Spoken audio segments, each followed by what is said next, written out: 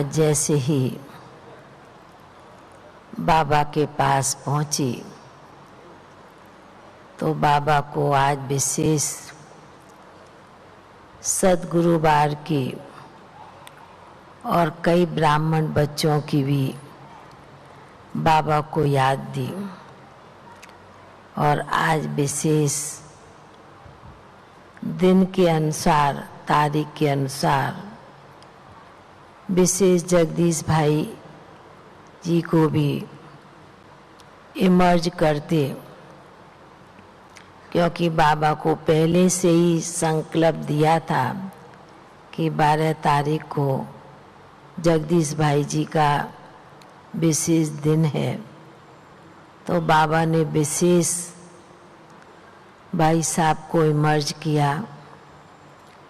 बाबा ने कहा कि बच्ची, समय के अनुसार, दिन के अनुसार कई ब्राह्मण बच्चों को भी विशेष आत्माओं की याद भी स्वतः ही अंदर में आने लगती है, क्योंकि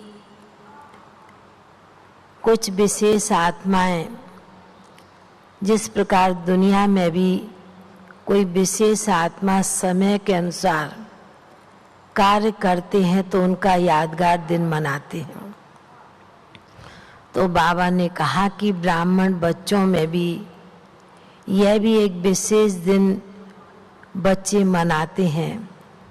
तो बाबा ने कहा कि बच्चा तो जहाँ पर भी है, जिस भी स्थान पर है, बाबा ने कहा जैसे साकार में भी था बच्चा जगदीश भाई जी के लिए, तो वैसे भी अंदर का गुप्त पुरुषार्थी थी। ऊपर से इतना दिखावा नहीं था बच्चे का, पर अंदर में बड़े गुप्त पुरुषार्थ में लगा रहता था। तो बाबा ने कहा अभी भी वर्तमान समय के अनुसार बच्चा अभी भी अपनी सेवाओं में गुप्त रीति से बाप को प्रत्यक्ष करने में लगा हुआ है। फिर एक बाबा ने दृश्य मर्ज किया, शुरू का, आदि का। बाबा ने कहा कि बच्ची ध्यान से देखना बाबा क्या दृश्य मर्ज करते हैं। बाबा ने दृश्य मर्ज किया। बाबा ने दिखाया कि शुरू में बाबा के घर में जो भी बच्चे आए, बाबा ने आत्मा का लेसन अष्ट शक्तियों के ऊपर कई बातें बच्चों को समझाई। पर बाबा ने कहा कि जैसे दुनिया में छोटे बच्चे पढ़ाई पढ़ते हैं और जैसे जैसे बड़ी पढ़ाई, ऊंची पढ़ाई पढ़ते हैं तो पुराना बचपन का थोड़ा भूल जाते हैं, ठीक उसी प्रकार बाबा ने दृश्य मर्ज करते दिखाया। बाबा ने कहा कि शुरू में भी बाबा ने ओम की ध्वनि लगाई, आत्मा का स्थिर रहने का अभ्यास कराया और विशेष अष्ट शक्तियों के ऊपर भी बाबा ने अपने बच्चों को बहुत परिपक्व किया। तो बाबा ने कहा कि समय के अनुसार बाबा देखते हैं जैसे बाबा के आगे अष्ट शक्तियों का चित्र इमर्ज हो गया और बाबा बड़े प्यार से अष्ट शक्तियों के चित्र के ऊपर निहार रहे थे, देख रहे थे। बाबा ने कहा कि बच्ची, अष्ट शक्तियों में कौन सी शक्ति महान है? और ब्रह्मा बाप ने वह शक्ति को अपने जीवन में अपनाया। तो एक सेकंड तो सोचती हूँ, मैंने कहा बाबा आप ही सुना दो, भले हमसे भी थोड़ा ऊपर नीचे हो जाएगा, भूल हो जाएगी, पर आप ही सुना दो। तो बाबा ने कहा कि ब्रह्मा बाप ने सबसे पहले निर्णय शक्ति और परखने की शक्ति, शिव बाबा ब्रह्मा तन में आया तो बाबा ने भी पहले शुरू में इतना परख नहीं सका कि मेरे में कौन आया है, कौन शक्ति आई है।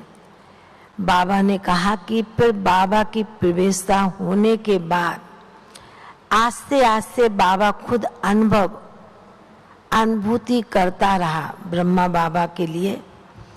तो बाबा ने कहा कि अष्ट शक्तियों में समाने की शक्ति, सहन शक्ति तो है ही ब्राह्मणों के लिए, पर सबसे पहले बाबा ने कहा कि जैसे ब्रह्मा बाप ने निर्णय शक्ति और परखने की शक्ति, साकार में भी हीरे का व्यापार करते थे तो बाबा में परखने की शक्ति थी। ठीक उसी प्रकार बाबा ने कहा कि इस ज्ञान में भी समय के अनुसार बाबा के बच्चों को परखने की शक्ति और निर्णय शक्ति, सहन शक्ति और समाने की शक्ति विशेष बच्चों के अंदर बाबा ने कहा ये अंडरलाइन करनी है, क्योंकि बाबा ने कहा समय पर पहचान करना यही ब्राह्मण बच्चों का कर्तव्य है। तो बाबा ने आज विशेष दृश्य को इमर्ज करते हुए यह बात सुनाई। फिर तो बाबा के सन्मुख भोग रखा था। बाबा ने भी बड़े प्यार से भाई साहब को वतन में इमर्ज करते भोग स्वीकार कराया। बाबा ने कहा बच्चे को भी बड़े बाबा से और बाबा के यज्ञ से बड़ा प्यार और भावना भरी हुई थी, और उसी प्यार से बाबा बच्चे को भोग स्वीकार कराते हैं। तो बाबा ने भाई साहब को, जगदीश भाई साहब को इमर्ज करते भोग स्वीकार कराया। और भी कई आत्माओं का भोग था, उन्हें भी बड़े प्यार से इमर्ज करते बाबा ने वतन में भोग स्वीकार उन्हें कराया। और फिर सभी ब्राह्मण बच्चों की, भाई बहनों की भी याद दी। तो बाबा ने भी रिटर्न में सभी नए पुराने जो भी बाबा के घर में बच्चे आए हैं, बाबा ने कहा बाबा के घर में आना माना अपने आप में भरपूर करके जाना, संपन्न बना के जाना। ऐसे कहते हुए बाबा ने सभी को याद प्यार दिया। बाबा का याद प्यार लेके नीचे पहुंच गए। ओम शांति।